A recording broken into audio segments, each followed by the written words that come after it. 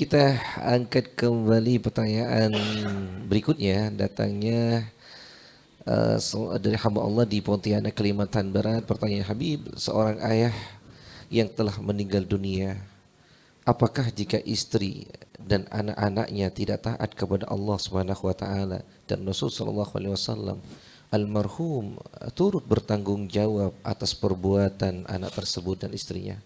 Mohon penjelasan. Nabi sallallahu alaihi wasallam bersabda, tidak ada dosa yang lebih besar bagi seseorang berjumpa Allah bidambin dengan suatu dosa bijahalati ahli, kebodohan keluarganya.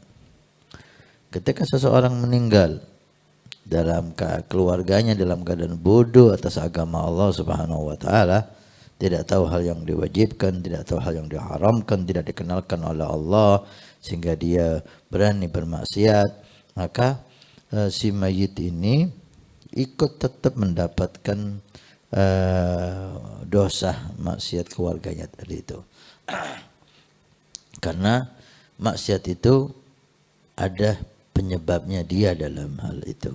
Dia tidak mendidik, dia tidak mengajarkan. Maka dosanya tetap masuk dalam ahli kubur.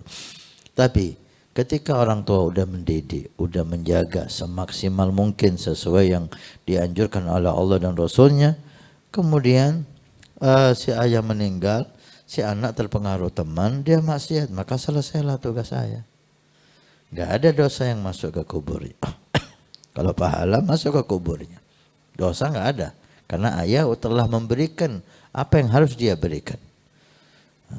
Tapi kalau si ayah teledor, si ayah belum memberikan apa yang harus dia berikan dalam mendidik, adibu auladakum ala thalathi khisal, sabda Nabi, didik anakmu 3 hal, hubbi nabiyikum, cinta Nabi, wa ahli baiti, cinta keluarga Nabi, wa tilawatil Quran, didik membaca Quran, muru auladakum bis salah wa ibnu sab'in, wadribu ala tarkiha wa ibnu ashrin.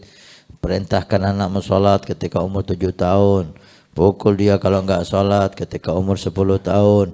Dan seterusnya ketika dia telah memberikan apa yang harus dia berikan, udah selesailah tugas dia.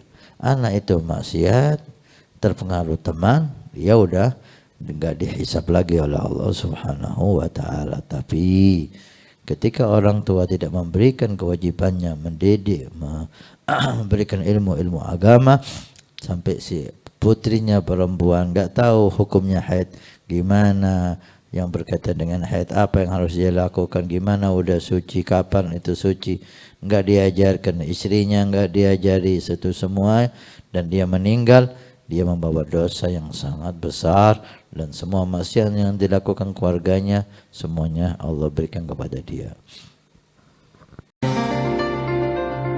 Assalamualaikum warahmatullahi wabarakatuh. Alhamdulillah, saya Hasan Ismail Al-Muhdar, khadim Pondok Pesantren Nurul Iman. Kami informasikan kepada semua donatur Masjid Awwabin pada hari Jumat ini tanggal 9 Juni.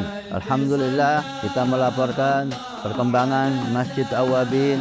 Lantai pertama sudah kita lewati dan sudah selesai, tinggal finishing. Dan ini lantai yang kedua juga sudah selesai pengedekan, dan insya Allah sebentar lagi proses finishing. Dan ini kita naik lantai 3 atau lantai 2 masjid. Alhamdulillah udah proses pengedekan. Setelah itu kita mulai finishing, mulai dari lantai dasar aula, masjid yang pertama dan lantai masjid yang kedua.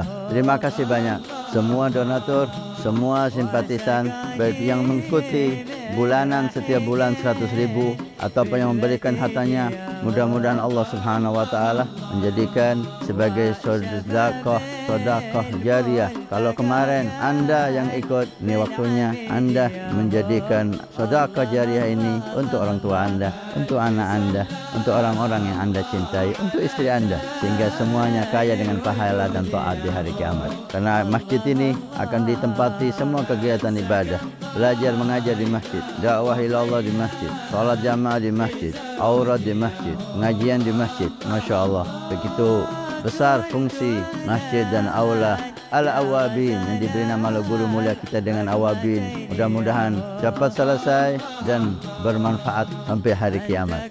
Terima kasih. Barakah. Wassalamualaikum warahmatullahi wabarakatuh.